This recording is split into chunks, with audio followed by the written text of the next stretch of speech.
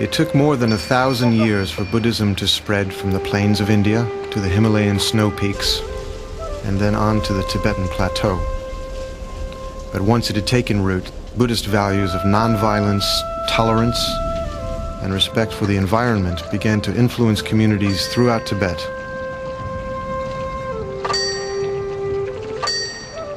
In Bhutan, high on the rock face of a mountain, there is a cave known as the Tiger's Nest. In the 9th century, Padmasambhava, the founder of Tibetan Buddhism, meditated there. For those that undertake the strenuous climb up to it, the journey symbolizes a path to a pure land, the ultimate goal being enlightenment.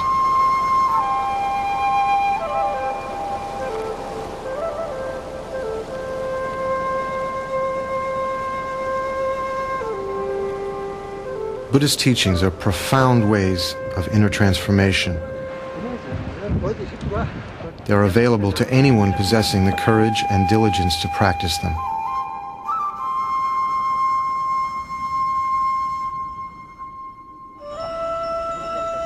At the center of this world is the Lama, or spiritual teacher, a living example of enlightenment.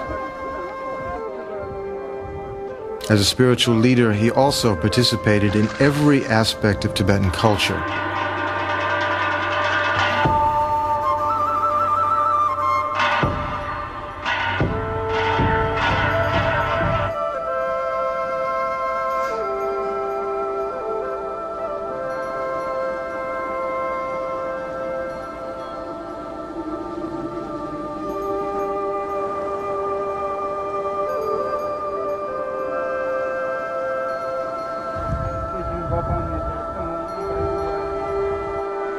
The Lama was capable of inspiring and guiding others to realize the unshakable awareness of their own mind. One such teacher was Khyentse Rinpoche.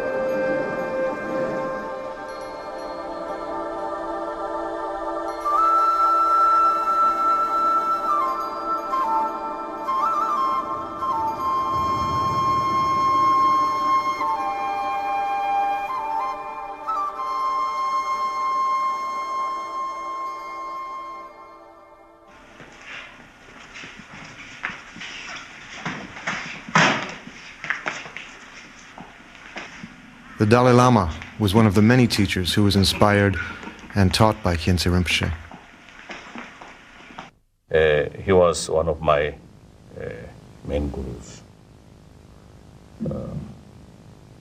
And especially the Dzogchen teaching and also some other very rare oral transmission.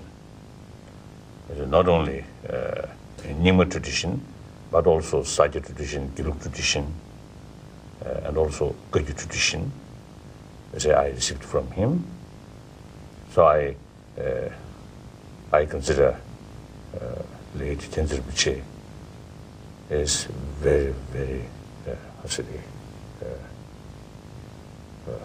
grateful, very, very helpful for my spiritual practice. When he sits on chair or throne, very magnificent, very impressive. His body appearance very well, very well built. And he always smiled, always smiled.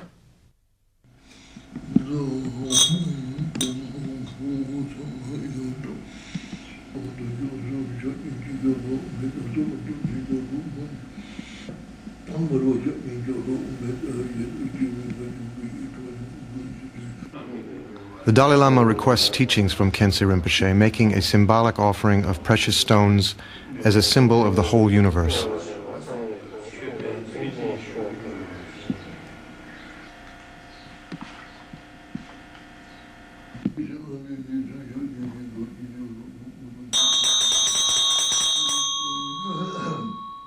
Visualizations, ritual objects, and sometimes even costumes are used by the teacher to show the student a means of transforming his perception of the world and opening to his potentially enlightened state.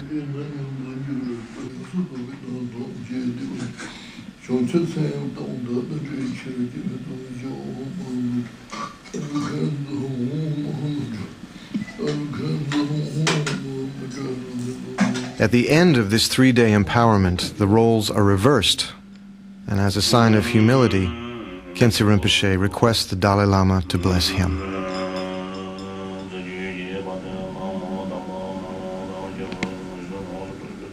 As a symbol of gratitude for the Guru's teachings, the Dalai Lama offers him a ceremonial white scarf called a kata and requests him to pray for Tibet.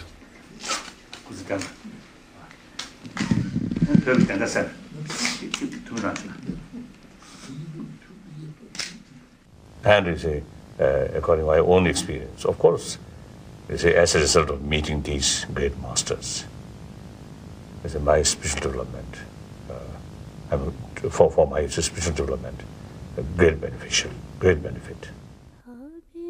Buddhism was born in India 2,500 years ago, when an Indian prince named Siddhartha left the wealth and comforts of his father's palace to find the meaning of life. After many years of meditation, he realized the ultimate nature of reality and became known as the Buddha, or the Awakened One. Padmasambhava is revered by Tibetans as the second Buddha. He was invited by the king of Tibet to establish Buddhism in the land of snows. His extraordinary power overcame all resistance, both human and supernatural, that he encountered on his journey to bring Buddhism to Tibet.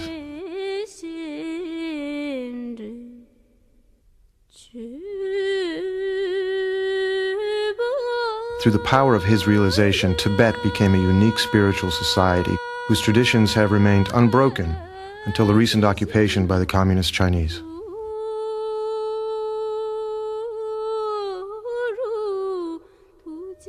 Ironically, these tragic events were the catalyst for Tibetan teachers to bring their wisdom and experience to the rest of the world.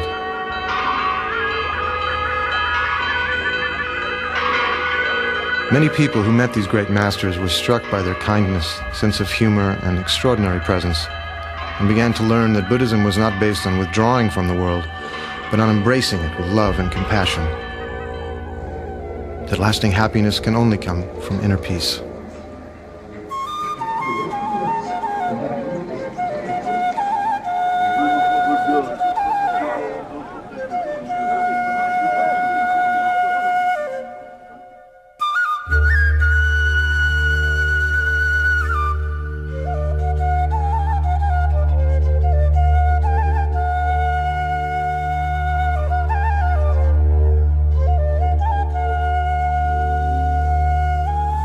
Khyentse Rinpoche was born in 1910 in eastern Tibet. At the age of 13, he felt a deep longing to pursue a spiritual life and go on a long meditative retreat. On leaving home, he wrote a letter to his parents. "Father and Mother, stay in your beautiful home. Your son longs instead for empty caves. A handbook of spirituality is all I wish to keep. Your smiling faces will be with me always.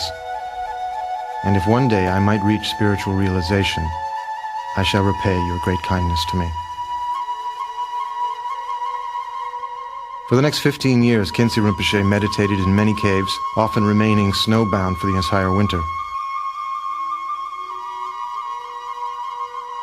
Of his main teacher, Session Gyaltsap, he said, "I was overwhelmed by the splendor of his expression when he would gaze at me and ask, 'What is the nature of mind?' I felt that he was exactly the same as the Buddha, and I began to understand how to meditate." After many years of studying with his second teacher, Khyentse Chökyi Lodro, he told him that he wished to spend the rest of his life in solitary retreat. But his teacher was adamant. "The time has come for you to give others the precious teachings you have received." His first major teaching was given to 2,000 yogis in the province of Amdo, lasting for over 6 months. From then on, until the end of his life, Khyentse Rinpoche never stopped teaching.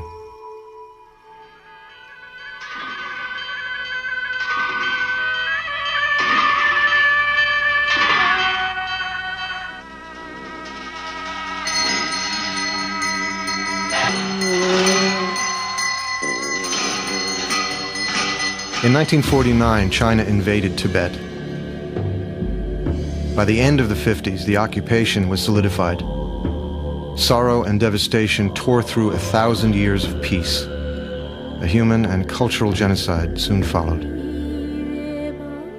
The Dalai Lama, followed by 100,000 Tibetans, escaped to India.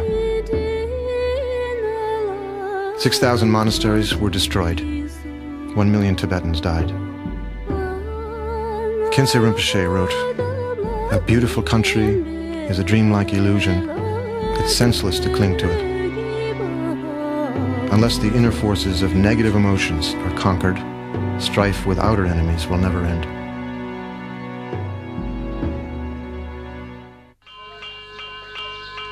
Fleeing from the invasion of his country, Khyentse Rinpoche was invited to take refuge in the kingdom of Bhutan. This mountain kingdom has remained unconquered and independent ever since Buddhism was first introduced.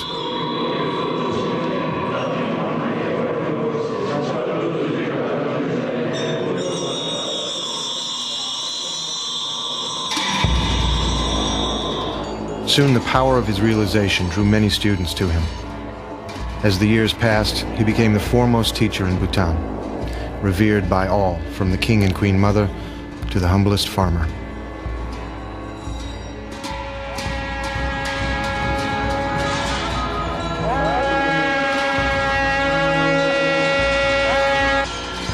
He generously gave teachings and performed ceremonies, working to preserve peace and nurture Buddhist traditions in Bhutan. Shantideva, a 7th century Buddhist master, said, "All the joy the world contains has come through wishing happiness for others. All the misery the world contains has come through wanting pleasure for oneself."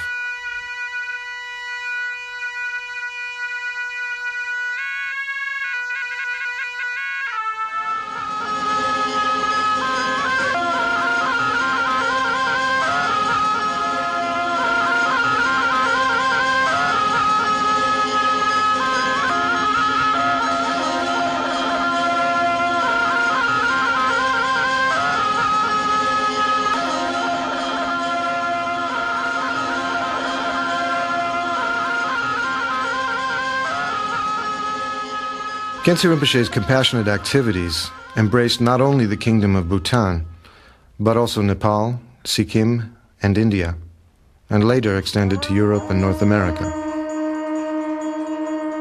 It was near the great stupa of Bodhnath in Nepal that Khyentse Rinpoche decided to build a large monastery, similar to the Sechen monastery that had been destroyed in Tibet. It took over 12 years to build. The site was consecrated in a ceremony attended by many young lamas. Even before the monastery was finished, it was part of the community's spiritual life.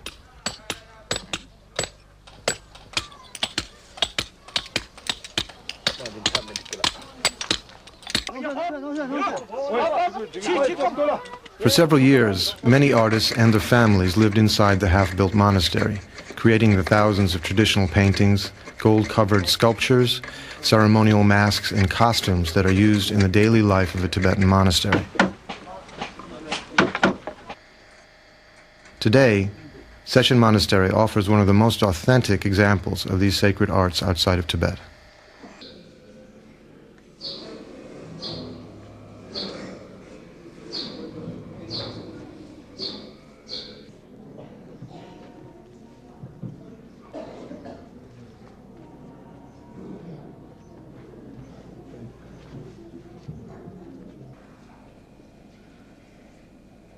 Khyentse Rinpoche's day began at 4 in the morning with meditation and prayers, which would last until 9 o'clock. Then people would arrive to receive his teachings and blessings.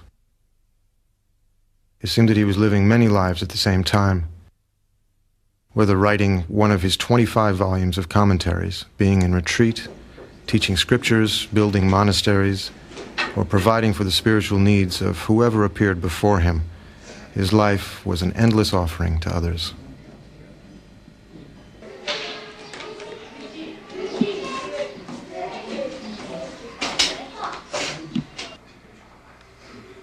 Khyentse Rinpoche was always involved with the education of the young monks, often quoting to them the words of the Buddha. I have shown you the methods that lead to liberation, but you should know that liberation depends upon yourself.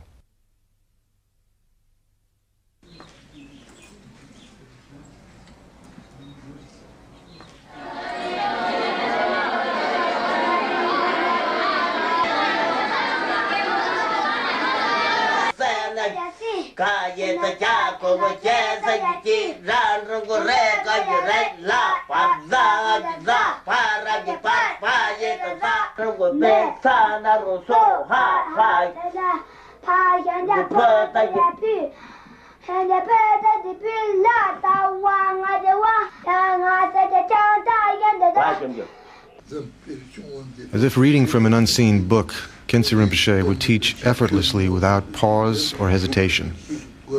He taught in every free moment of the day until late at night, responding to all requests for spiritual guidance.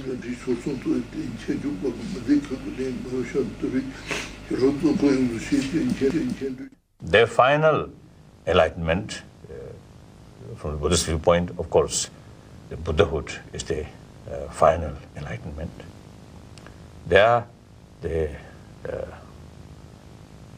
I think we can say that is the ultimate nature of consciousness or mind.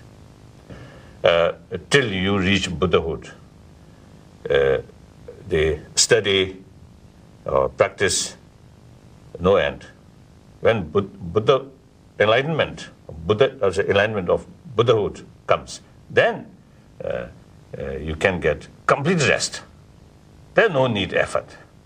Till that is a level, yes, constant effort need. For the Tibetan Buddhist, each symbolic object, gesture, or chant is an offering representing an outer projection of an inner meditation.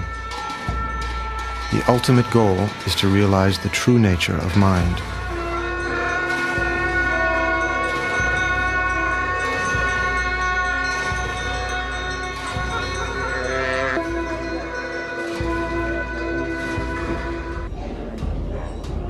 At the end of 9 days and nights of uninterrupted meditation, the participants in this ritual each hold a lamp symbolizing the light of wisdom.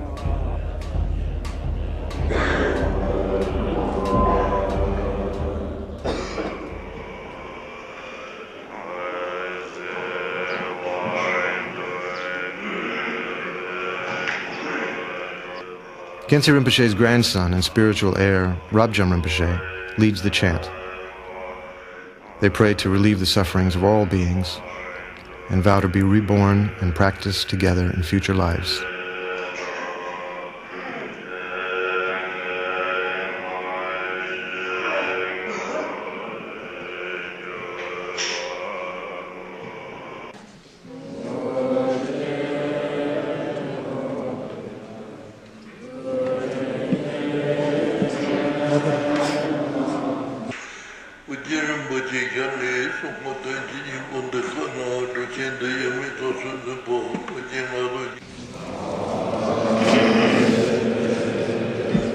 Every object in the ritual has an inner meaning. This five-petaled crown symbolizes the transformation of 5 harmful emotions: hatred, greed, ignorance, pride, and jealousy into wisdom. In the fire ritual, the flames symbolize the wisdom that burns away ignorance and self-centered emotions.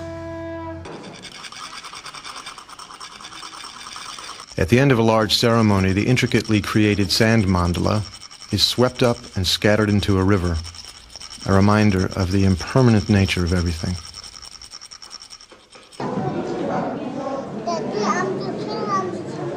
In session, the sacred dances that had been forbidden in occupied Tibet were now revived.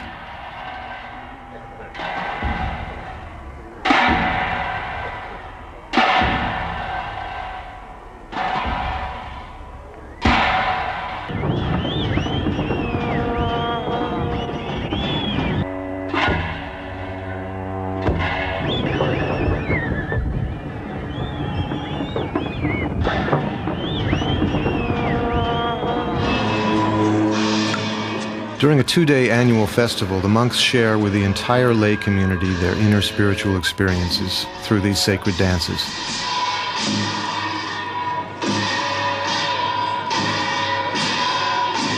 These symbolic movements are said to have the power to liberate the mind from disturbing emotions.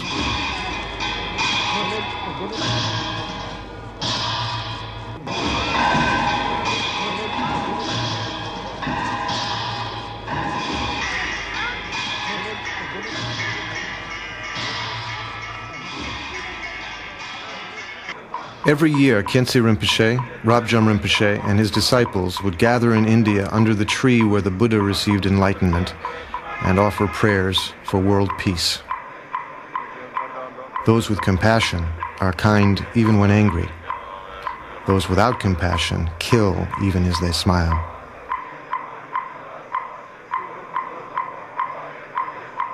By offering thousands of devotions a day, these monks pray to take upon themselves the sufferings of all beings and to send them happiness in return. All over the Himalayas, prayers are carried by the wind that blows over flags and by water turning prayer wheels.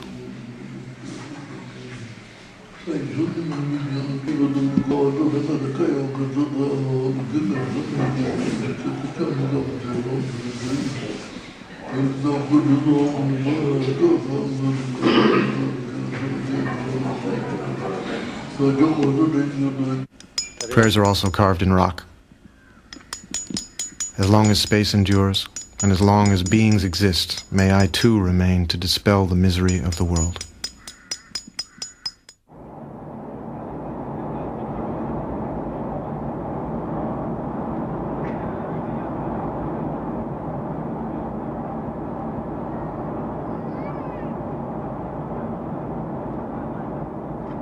In 1985, after sealing the borders for decades, the Chinese allowed a few Tibetans to briefly visit their homeland. Among them was Khyentse Rinpoche.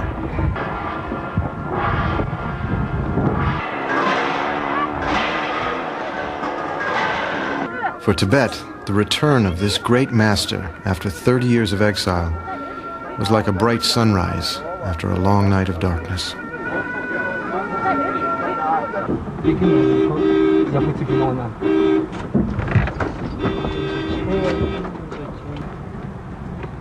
Chinese persecution had not diminished the Tibetan people's strength of mind nor their love for their Buddhist traditions.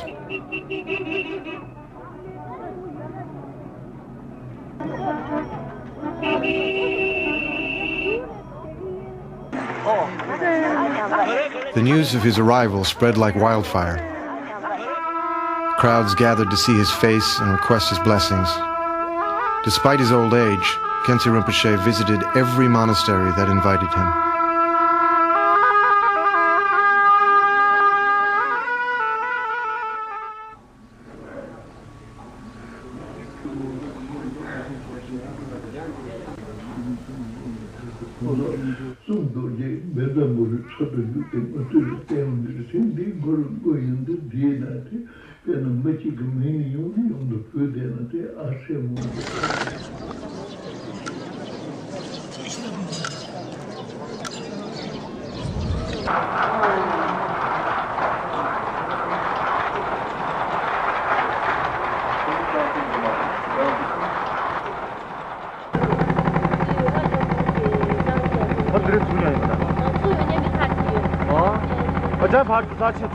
A few hours from Lhasa, he crossed the Sangpo River to Samye, Tibet's first monastery, built in the 9th century.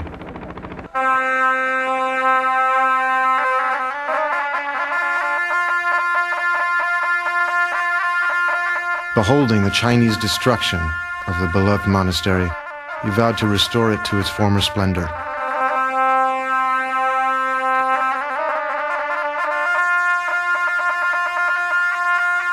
Five years later, he returned to Tibet to reconsecrate a fully restored Samye monastery.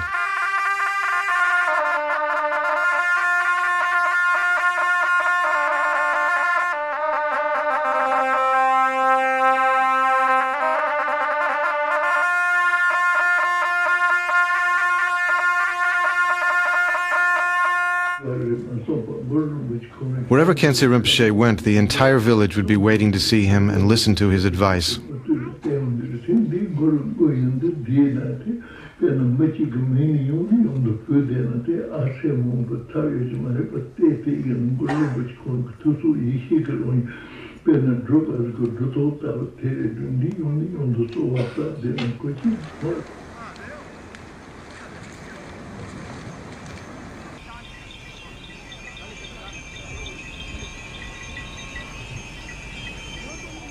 After several days on the long road to eastern Tibet, 300 horsemen, wearing white hats as a sign of welcome, rode out to escort Khyentse Rinpoche to his monastery.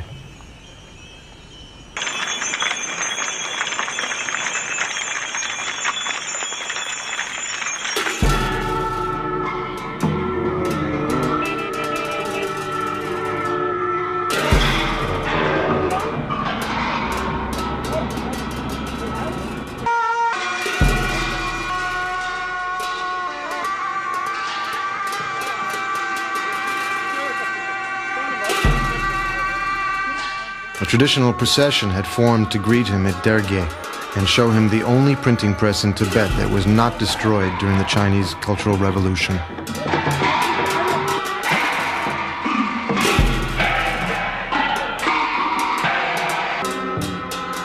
Tibetans venerate books of scriptures that embody the Buddha's speech and contain the instructions through which enlightenment can be reached. The press is therefore no less sacred than the temple.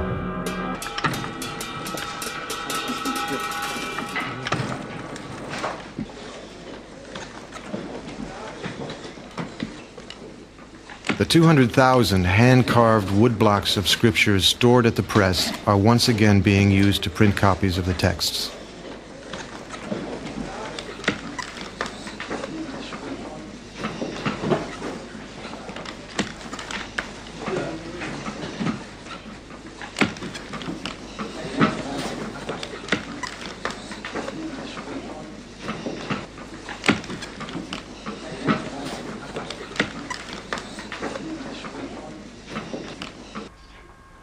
A quiet moment with an old friend who had not been able to escape the Chinese occupation.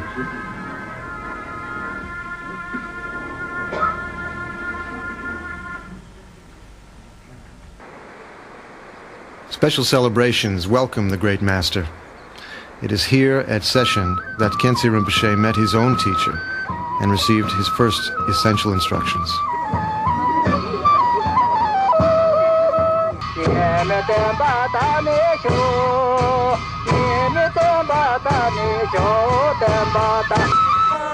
He greets a former attendant who had prayed for years not to die before seeing the great master again.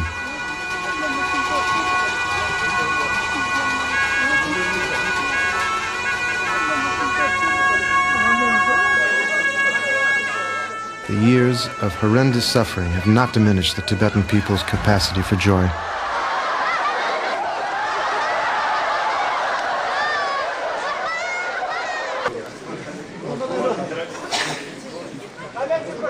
For hours, people would file by Khyentse Rinpoche and Rabjam Rinpoche, now the abbot of the monastery.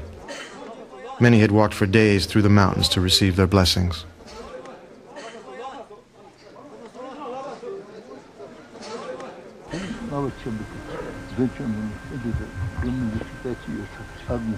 Precious relics and other sacred objects hidden from the Chinese at great risk are brought out for the first time.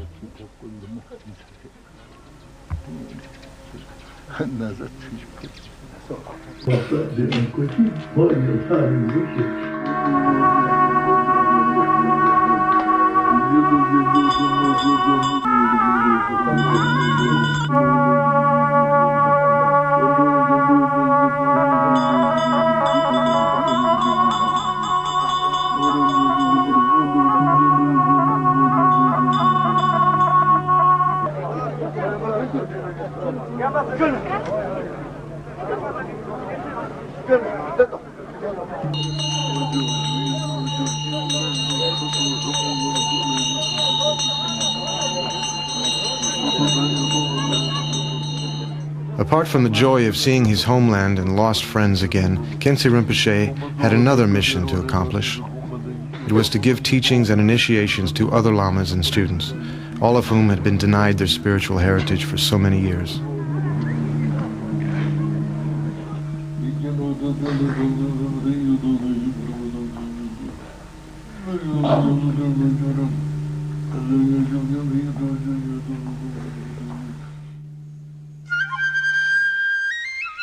The wide-open expanse of spiritual realization, the true condition of mind, is like the sky, like space, without center, without edge, without goal, dissolving into the expanse of emptiness that has no limits and no boundary. Everything I see, everything I hear, my own mind, and the sky all merge. When you see a lofty mountain, be reminded of the inner view. The view is the teacher's mind, inseparable from the nature of your own.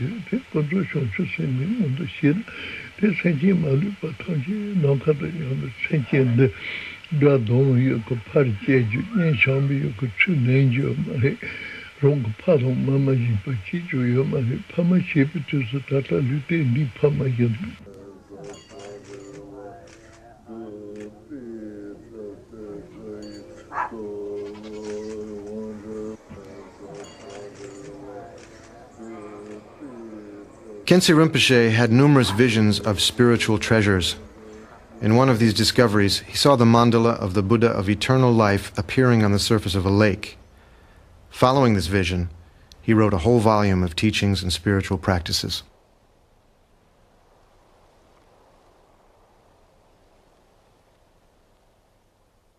From the Buddhist viewpoint, the real blessing must come from within. So we are our own master. So even Buddha himself is made very clear.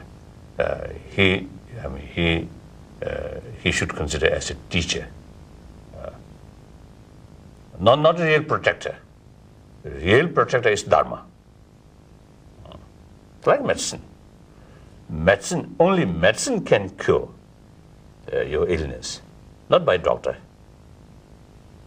Doctor prescribed the medicine and give you advice, what should do, what should avoid, what should do. Then if you follow the doctor's advice and take the medicine regularly, then illness will disappear.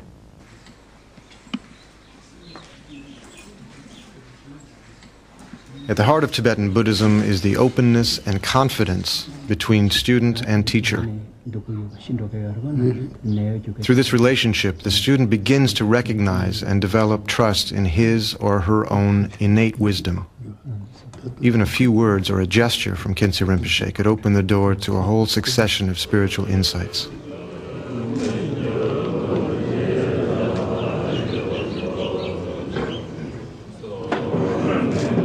Rabjan Rinpoche said of his grandfather, he would reply to our questions not only as a scholar, but from the depth of his practical experience and wisdom. His main concern was to help others. To be in his presence was to experience a living example of what lies at the end of the spiritual path.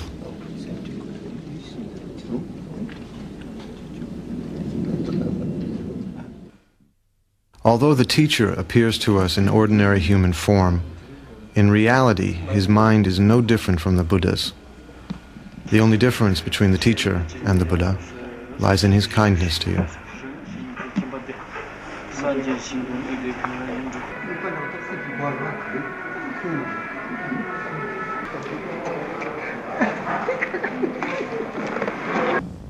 The spiritual relation is not only one lifetime, but up to Buddhahood. So irrespective of what form of life, so that spiritual relations always remain there. So the relation as a person to person, that of course mainly for one life.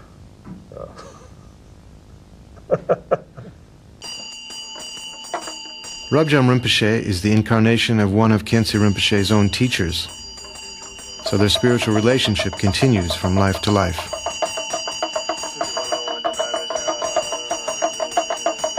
To his daughter and wife, Khyentse Rinpoche was more than a loving father and husband. His love and compassion was the same for all beings. As he wrote, "Spending your time with true spiritual friends will fill you with love for all beings and help you to see how negative attachments and hatred are. Being with such friends and following their example will naturally imbue you with their good qualities, just as all the birds flying around a golden mountain are bathed in its golden radiance."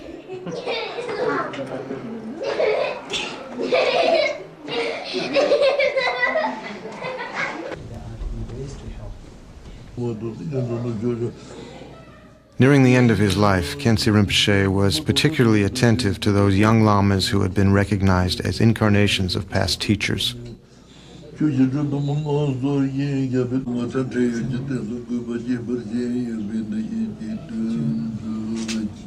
Now each one will pass on the living lineage to yet another generation, like a flame spreading from one candle to many others.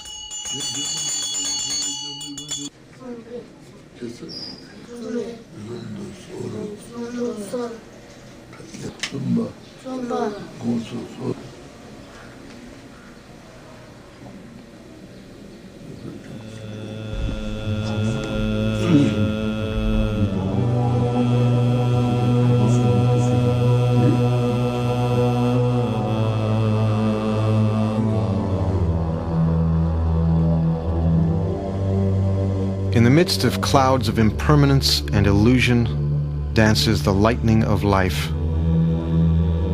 Can you say you won't die tomorrow? Practice the Dharma.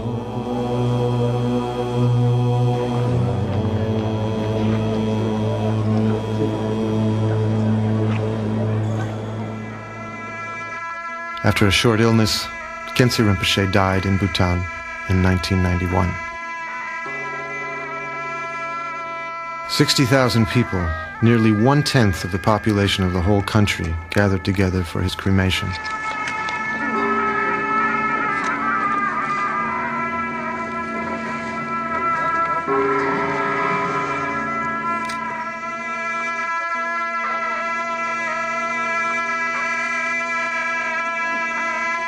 The royal family, 100 teachers and countless students from all over the world gathered on all sides of the cremation stupa to meditate and offer prayers.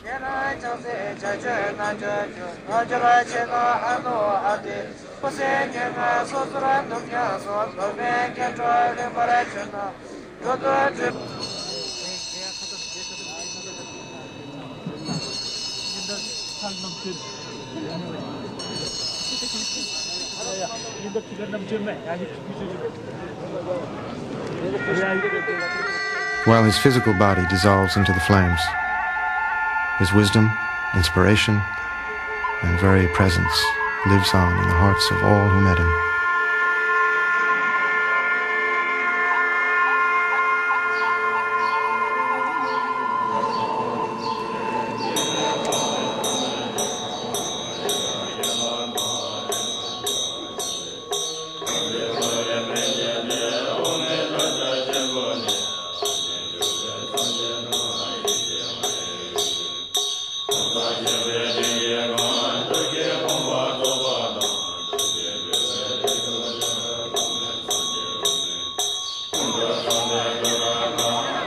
Once a week, for 7 weeks, 100,000 butter lamps were offered at the Great Stupa in Nepal in his memory.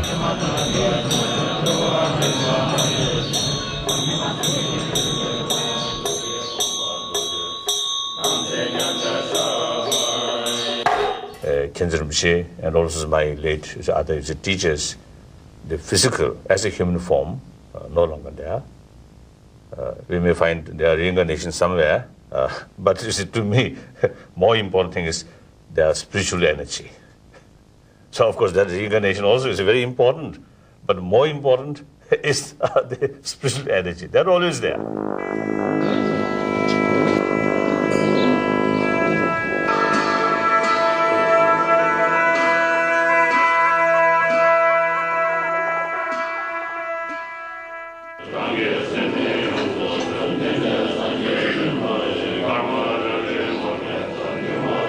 Khyentse Rinpoche's close friend and disciple, Trulshik Rinpoche, answered the prayers of the Dalai Lama and other teachers that an incarnation might swiftly appear by having dreams and visions clearly indicating where the young boy was to be found.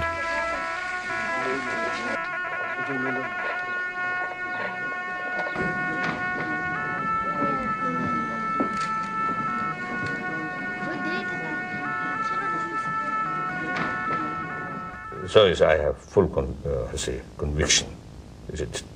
This young, active boy is true the reincarnation of late Khyentse Rinpoche. Reincarnation for spiritual masters is due to taking a vow to have continuous rebirth to help others on their journey to enlightenment. As the reincarnation of Khyentse Rinpoche, young Yangtze is to continue his sacred path. In the hills of eastern Nepal, in a sacred cave, Trulshik Rinpoche performed a ceremony for the young Khyentse Rinpoche's long life and for his future activities in the benefit of others.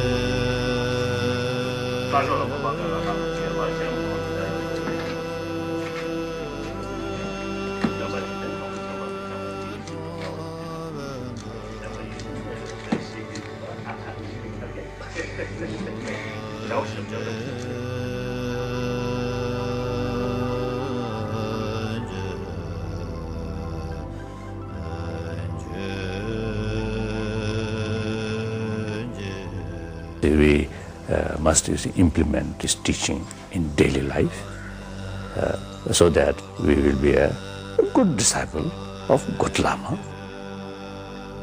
So that is about my Guru.